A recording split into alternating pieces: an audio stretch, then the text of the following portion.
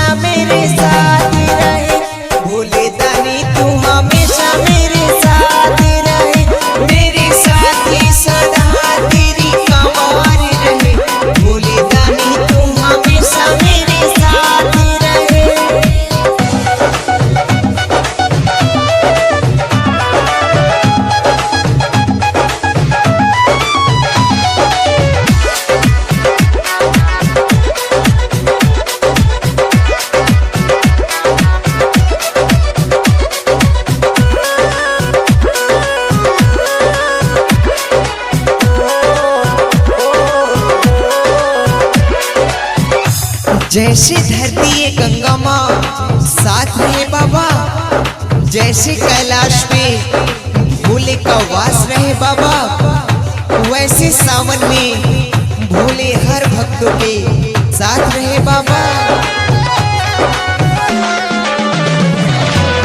जैसे धरती है गंगा माँ साथ रहे बाबा, जैसे कैलाश पे भोले का वास रहे बाबा, वैसे सावन में भोले हर भक्तों के साथ रहे बाबा।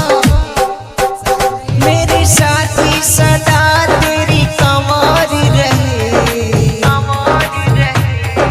ओ भोलेनाथ। मेरे साथी सदा तेरी कमारी रहे, मेरे साथी सदा भोले दानी तू हमेशा मेरे साथ रहे, भोले दानी तू हमेशा मेरे साथ रहे। मेरे साथी सदा तेरी कमारी रहे, भोले दानी तू हमेशा मेरे साथ रहे।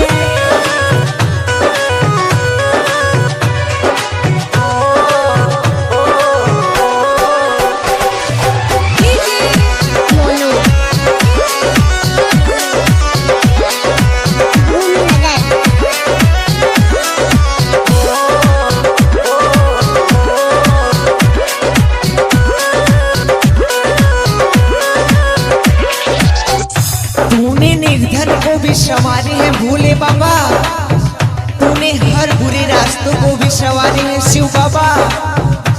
तो तूने मेरे लिए क्यों बनाए ये किनारे तारकेश्वर बाबा।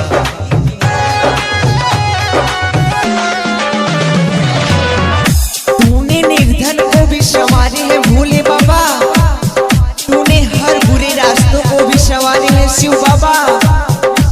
तो तूने मेरे लिए क्यों बनाए ये किनारे तारकेश्वर बाबा।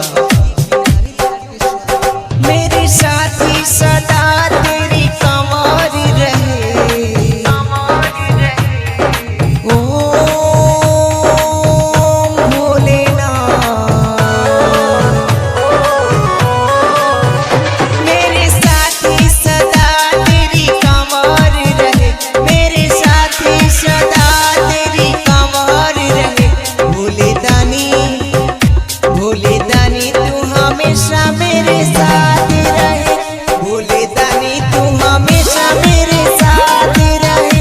मेरे साथी सदा तेरी कमारी रहे, भोले दानी तू हमेशा मेरे साथ रहे।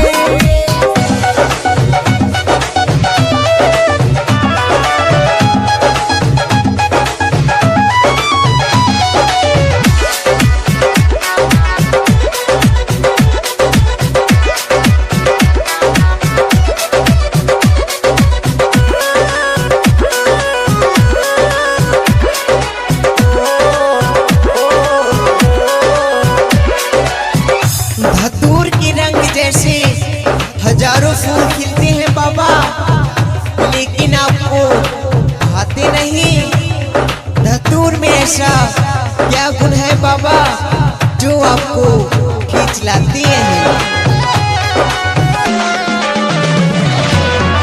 धतूर की रंग जैसे हजारों फूल खिलते हैं बाबा, लेकिन आपको भाते नहीं।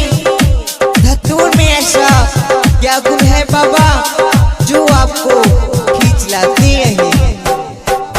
मेरे साथी सदा तेरी कमारी रहे, ओम भोलेनाथ। मेरे साथी सदा तेरी कमारी रहे, मेरे साथी सदा तेरी कमारी रहे। भोले दानी तू हमेशा मेरे